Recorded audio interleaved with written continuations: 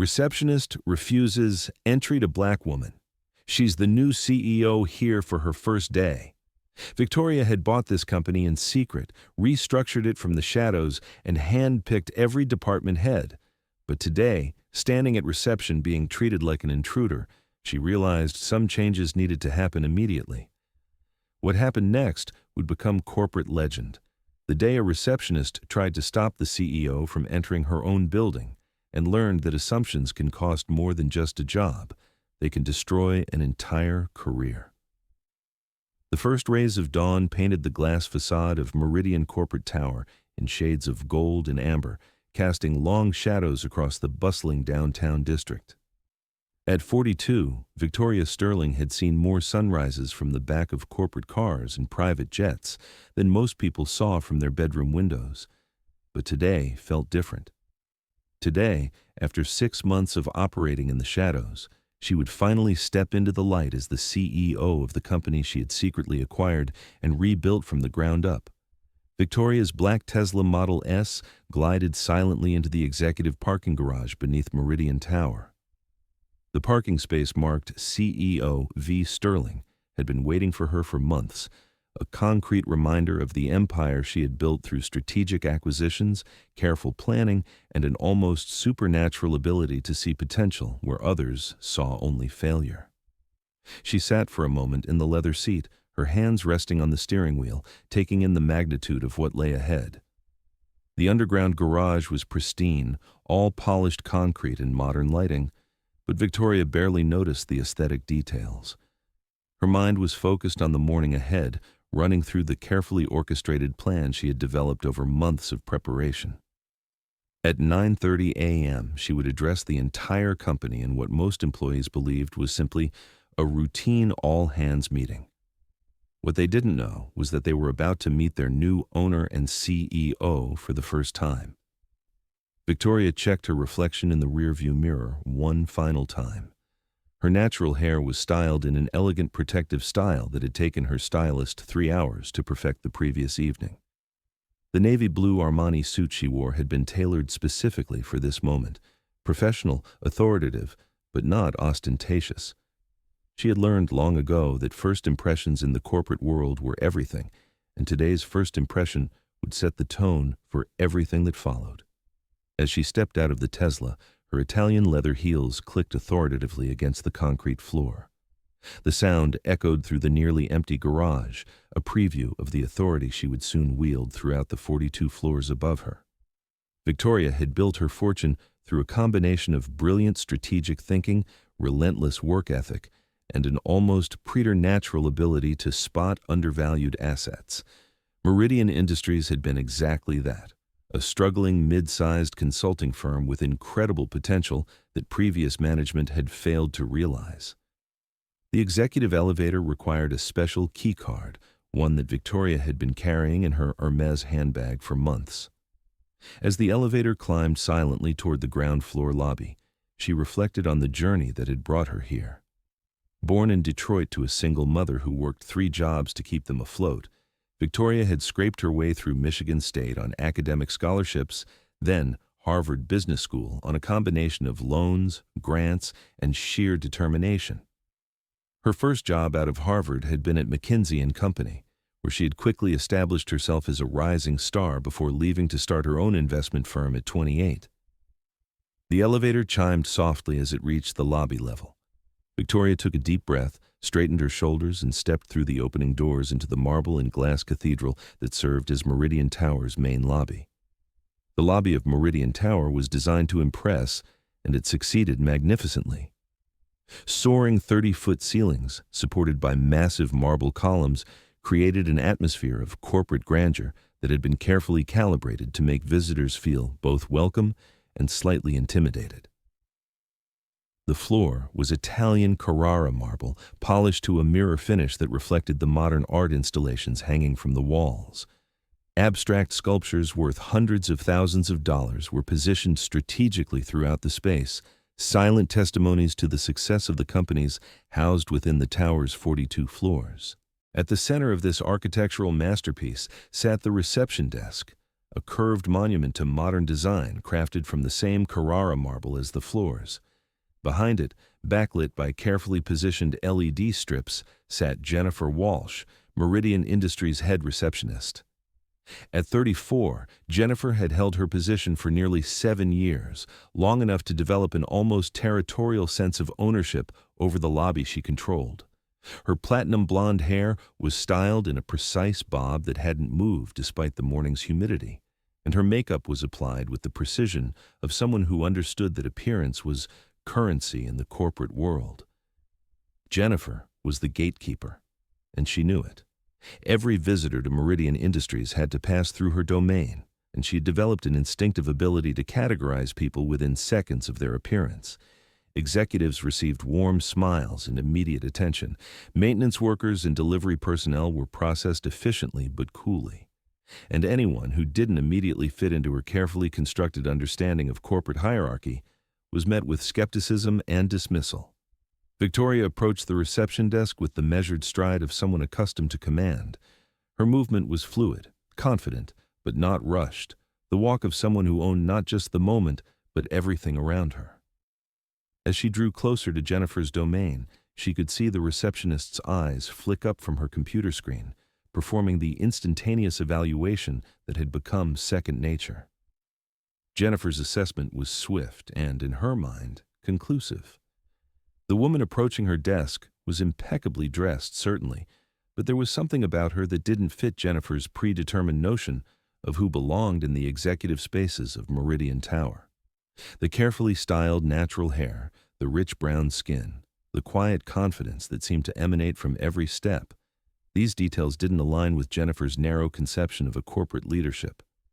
"Good morning," Victoria said as she reached the desk, her voice carrying the warm but professional tone she had perfected through years of boardroom negotiations and investor presentations. "I'm here for—" Jennifer's interruption was swift and dismissive, delivered with the kind of practiced condescension that had become her trademark when dealing with people she deemed unworthy of her time. "Excuse me," she said, not bothering to look up from her computer screen. "But do you have an appointment?" The question hung in the air between them, loaded with assumptions and prejudices that Jennifer wasn't even consciously aware she was broadcasting. Victoria paused, a flicker of surprise crossing her features. She had expected to be recognized. Her photograph had been distributed to key personnel weeks ago as part of the transition planning process. The fact that Jennifer clearly had no idea who she was suggested either a failure in internal communications or a more troubling lack of attention to important company developments. "Actually," Victoria began, her tone remaining even despite the growing irritation she felt. Because we have very strict security protocols in this building," Jennifer continued, finally deigning to look up from her screen. Her pale blue eyes performed another quick scan, and Victoria could see the wheels turning as Jennifer processed what she was seeing. "We don't allow unauthorized personnel in the executive areas, and you don't look like you belong here." The words hit Victoria like a physical blow. In all her years of climbing the corporate ladder, facing down skeptical investors, and navigating boardrooms filled with men who questioned her every decision, she had rarely encountered such naked prejudice delivered with such casual cruelty. The phrase, "You don't look like you belong here," reverberated in her mind, carrying with it the weight of every stereotype, every assumption, every barrier she had fought to overcome. Several employees were passing through the lobby, their morning routines taking them from the parking garage to the elevator bank that would carry them to their respective floors. The exchange between Victoria and Jennifer was beginning to draw attention, voices lowering and steps slowing as people sensed the tension building at the reception desk. "I think there may be some confusion," Victoria replied, her voice maintaining its professional veneer despite the anger building beneath the surface. "My name is Victoria Sterling, and I'm here for—" Jennifer's laugh was sharp and dismissive, the sound echoing off the marble walls and drawing more attention from the growing crowd of onlookers. "Right," she said, her voice dripping with sarcasm. "And I suppose you're here to see our CEO? Or maybe you think you're some kind of executive consultant? Let me guess. You're probably here to clean something." The insult landed with devastating precision, and Victoria felt the familiar burn of rage that she had learned to channel into focused determination over the years. Around the lobby, the gathered employees were no longer pretending not to listen. Several had pulled out their phones, recognizing that they were witnessing something significant, though they couldn't yet understand exactly what. "Actually," Victoria said, her voice dropping to the dangerously quiet tone that those who knew her well recognized as a warning signal, "I am here in an executive capacity. Perhaps you should verify—" "Listen," Jennifer snapped, rising from her chair and leaning forward across the marble desk. "I don't know what kind of scam you're trying to pull here, but this is a place of business, real business. We don't have time for whatever charity case or diversity initiative brought you here. Security is just one phone call away, so I suggest you turn around and walk back out those doors before this becomes more embarrassing for you than it already is." The lobby fell into stunned silence. The casual cruelty of Jennifer's words, delivered with such venomous confidence, had shocked even those employees who had grown accustomed to her sometimes abrasive personality. Several people in the growing crowd exchanged uncomfortable glances, clearly recognizing that they were witnessing something that crossed far beyond the boundaries of professional behavior. Victoria stood perfectly still, her hands resting lightly on the marble surface of the reception desk. To the casual observer, she appeared calm, almost serene, but those with sharper eyes could see the slight tightening around her eyes, the barely perceptible tensing of her jaw. She was a woman who had built her fortune by remaining composed under pressure, but Jennifer Walsh had just pushed her far beyond the limits of professional courtesy. "I see," Victoria said softly, reaching into her Hermes handbag with deliberate slowness. "Thank you for clarifying your position so thoroughly." Jennifer watched with suspicious eyes as Victoria's manicured fingers found her iPhone, the latest model encased in a leather cover that cost more than Jennifer made in a week. The phone emerged from the bag like a weapon being drawn, and Victoria's thumb moved across the screen with the practiced efficiency of someone who had made thousands of important calls over the years. "Marcus," Victoria said when the call connected, her voice carrying clearly across the now silent lobby. "It's Victoria. I'm in the lobby of Meridian Tower, and I'm experiencing some resistance from your reception staff." The name Marcus belonged to Marcus Thompson, the interim facilities manager Victoria had personally hired 3 months earlier as part of her behind-the-scenes restructuring efforts. Marcus was a former military logistics specialist who had impressed Victoria with his attention to detail and his ability to execute complex plans without fanfare. He had been one of the few people who knew Victoria's true identity and role in the company's recent transformation. On the other end of the line, Marcus's voice was immediately alert and concerned. "Ms. Sterling, you're here. Is everything all right? Do I need to call security?" "That won't be necessary," Victoria replied, her eyes never leaving Jennifer's increasingly pale face. "Though I think we may need to have a discussion about communication protocols and staff training. How quickly can you get down to the lobby?" "I'm already on my way," Marcus replied, and Victoria could hear the elevator doors closing in the background. 2 minutes max. Should I bring Mr. Morrison with me?" Victoria glanced around the lobby at the crowd of employees who were now openly staring at the unfolding drama. Several had their phones out, recording what was clearly becoming a significant corporate moment. "Yes," she said finally. "I think Mr. Morrison should be here for this conversation." As Victoria ended the call, Jennifer's confident smirk began to falter. The name Sterling had registered somewhere in her consciousness, though she couldn't quite place why it seemed familiar. The way the other employees in the lobby were beginning to whisper and point wasn't helping her growing sense of unease.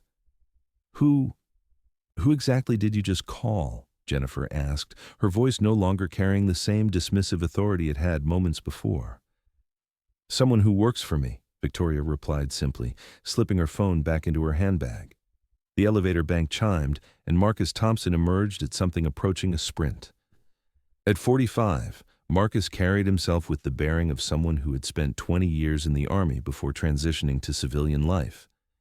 His gray suit was impeccable, but his movement was pure military efficiency as he covered the distance between the elevators and the reception desk in long, purposeful strides. "Ms. Sterling," Marcus said as he approached, slightly out of breath but maintaining his professional composure. I apologize for any inconvenience. Is there a problem here? Jennifer looked between Victoria and Marcus, her face growing increasingly pale as the reality of the situation began to dawn on her. Marcus, she said uncertainly, what's going on here? Who is this woman? Before Marcus could respond, the elevator chimed again, and Richard Morrison emerged. At 58, Richard was a veteran executive who had managed corporate transitions for Victoria's investment firm on 3 previous occasions. He'd been serving as Meridian Industries' interim CEO for the past 6 months, preparing the company for Victoria's eventual emergence as the permanent leader. Richard's silver hair was perfectly styled despite the early hour, and his charcoal gray suit was tailored to perfection, but his usual calm demeanor was replaced by obvious concern and urgency. "Ms. Sterling," Richard said as he reached the reception desk, his voice carrying the tone of someone addressing his superior. "I had no idea you were coming in early. Is there anything I can do to assist?" The use of means. Sterling in such a deferential tone seemed to hit Jennifer like a physical blow. Her eyes widened as she looked between Victoria, Marcus, and Richard, trying to process what she was witnessing. The name Sterling was finally clicking into place. It was the name of the mysterious investor who had purchased Meridian Industries 6 months earlier, the shadowy figure who had been orchestrating the company's remarkable turnaround from behind the scenes. "Richard," Victoria said, her voice carrying the unmistakable authority of someone in command, "I'd like you to meet Jennifer Walsh, your head receptionist. Ms. Walsh has been explaining to me that I don't look like I belong in this building."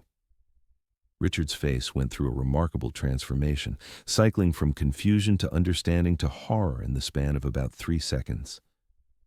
He turned to look at Jennifer, who was now gripping the edge of her marble desk so tightly that her knuckles had gone white.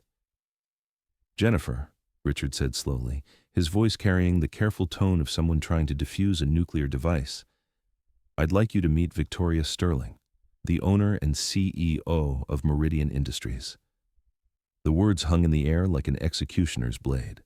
Jennifer's mouth opened and closed soundlessly, her carefully applied makeup beginning to smudge as perspiration beaded on her forehead.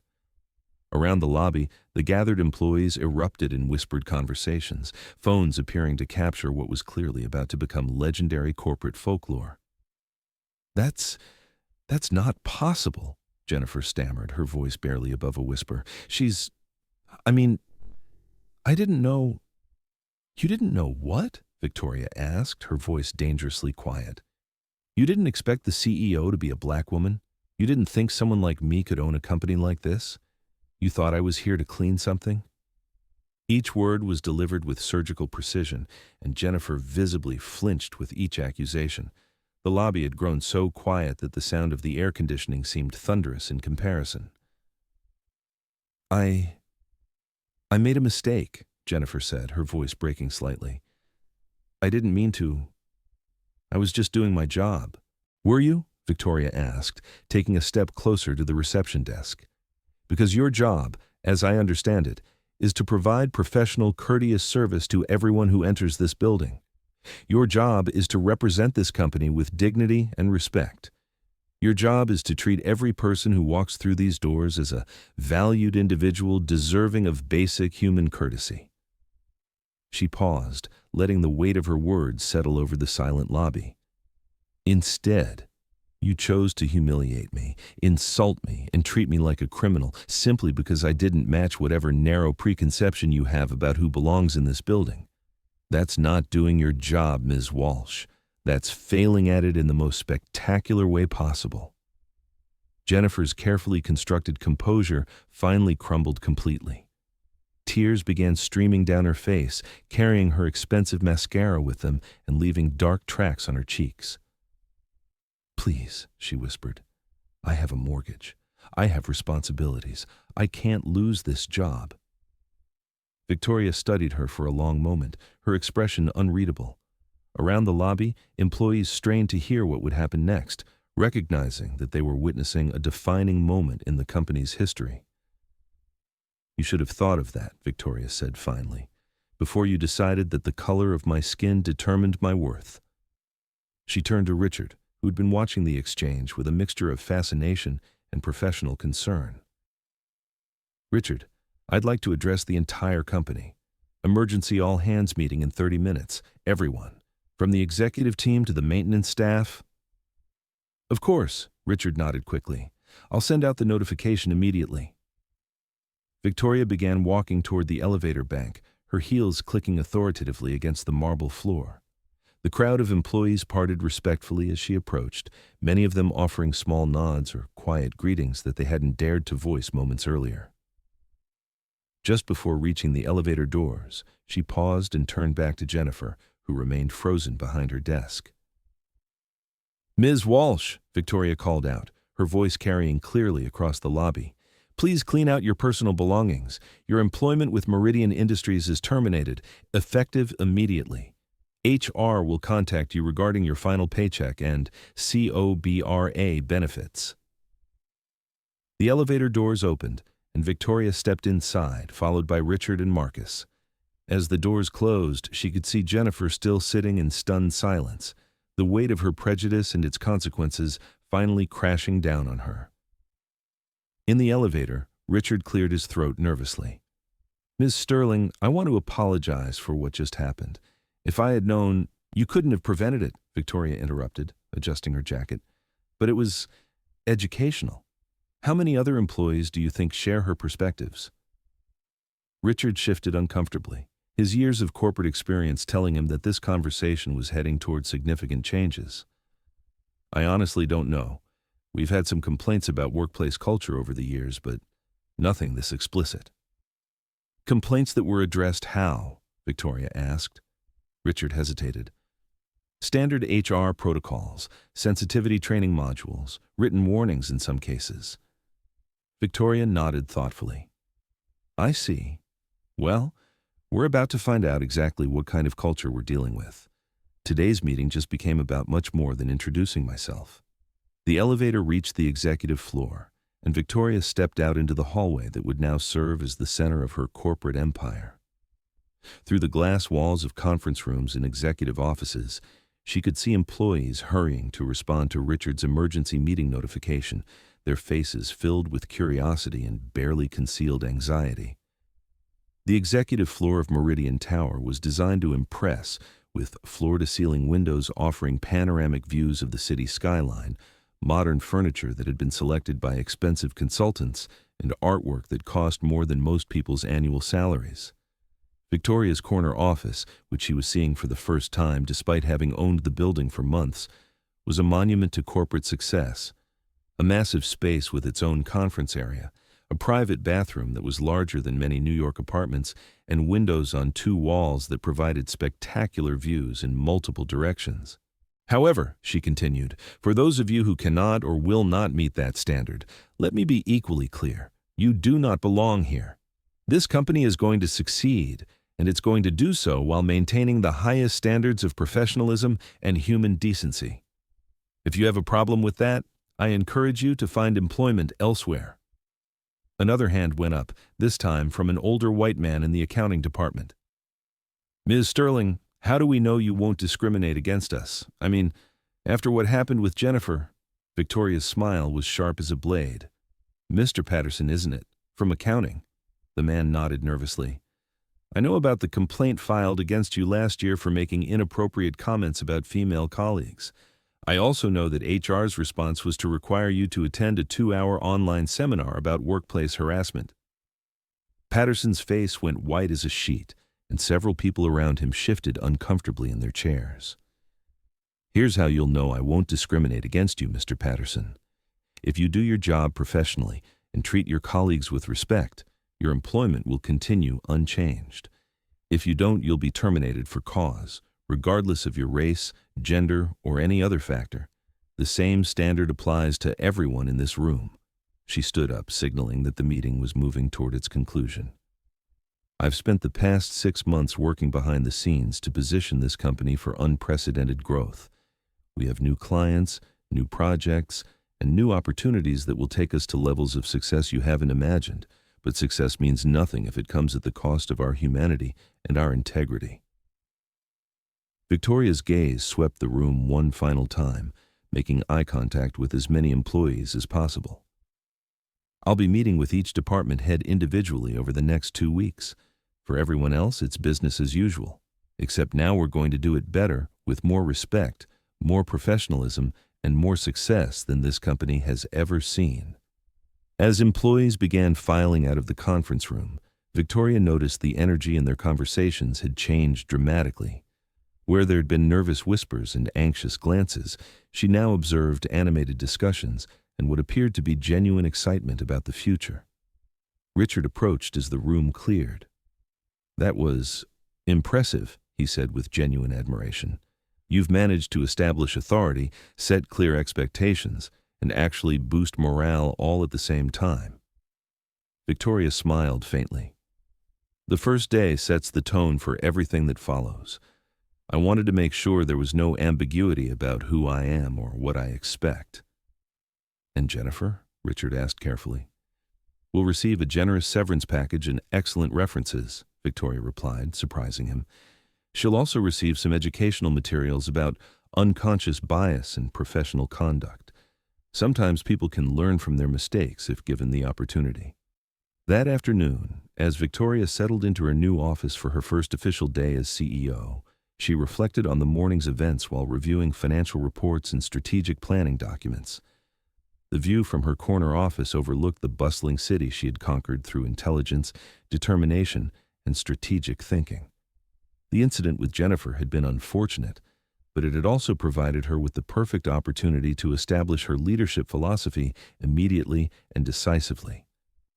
Her assistant knocked and entered with a tablet full of updates. "Ms. Sterling, I have the HR complaint summary you requested, and there are a few other developments you should know about." Victoria looked up from her reports. "Go ahead." 3 employees from customer-facing positions submitted their resignations this afternoon. All cited philosophical differences with new management direction as their reason for leaving. Victoria nodded approvingly. "Excellent. Better they remove themselves than force us to make difficult decisions later." "What else?" "The IT department has reported a 300% increase in employee access to our diversity and inclusion training modules since this morning's meeting. And," her assistant hesitated slightly, "Jennifer Walsh has requested a meeting with you. She says she wants to apologize personally and ask if there's any way to reconsider her termination." Victoria was quiet for a long moment, weighing her response carefully. "Set up the meeting for tomorrow morning, 30 minutes, but make it clear that my decision regarding her employment stands. If she wants to apologize, she can do so, but it won't change the consequences of her actions." As the sun set over Meridian Tower, painting the sky in brilliant oranges and purples, Victoria Sterling looked out at the city lights beginning to twinkle in the gathering dusk. Tomorrow would bring new challenges, new opportunities, and the continued work of building not just a successful company, but a better one. The incident with Jennifer Walsh would become part of Meridian Industries' corporate folklore, a story told and retold about the day their CEO taught everyone a lesson about respect, assumption, and the dangerous cost of prejudice. But for Victoria, it was simply the first day of the rest of her professional life, the day she stopped operating in the shadows and stepped fully into the light as the leader she had always been meant to be. Her phone buzzed with a text from her executive coach. "Heard through the grapevine about your dramatic entrance today. How are you feeling about everything?" Victoria smiled as she typed her response. "Like I'm exactly where I belong, doing exactly what I was meant to do. Tomorrow, we start building something extraordinary." As she prepared to leave her office for the evening, Victoria took one last look at the conference room where she had addressed her employees just hours earlier. The cleaning crew was preparing the space for tomorrow's meetings, but she could almost still feel the energy of that pivotal moment when she had established not just her authority, but her vision for what Meridian Industries could become. The woman who had once been dismissed as someone who didn't belong was now the undisputed leader of a company on the verge of unprecedented success. And tomorrow, she would continue the work of proving that belonging isn't about fitting into someone else's narrow expectations. It's about creating a space where excellence, integrity, and basic human decency can flourish together. 6 months later, Meridian Industries was featured on the cover of Forbes magazine as one of the fastest-growing consulting firms in the country.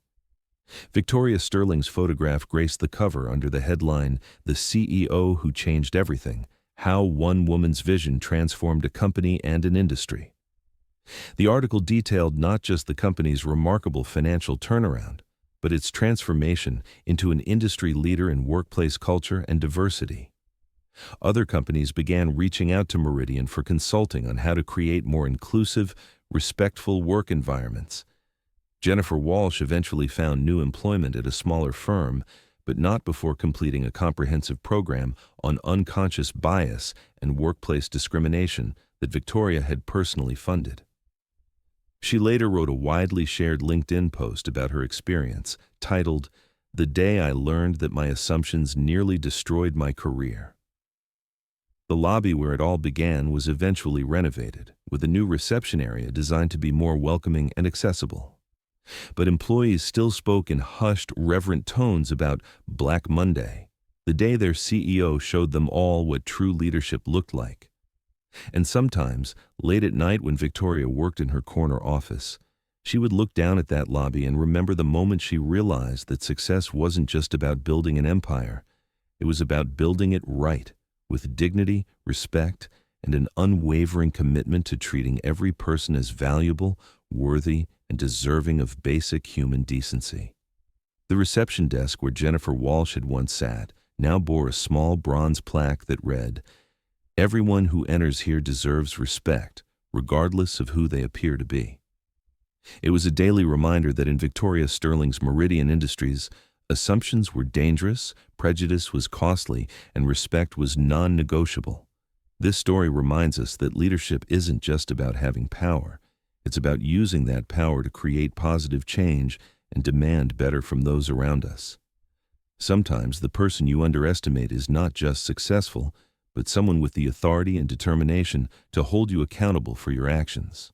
If you enjoyed this story of courage, consequences, and corporate transformation, make sure to subscribe and hit that notification bell, because every day people are breaking barriers, challenging assumptions, and proving that true success comes from treating others with the dignity and respect they deserve. If you liked the story and don't like it and subscribe and likely to comment, then your support a lot to me, and thank you. The Came Story, see you in new stories.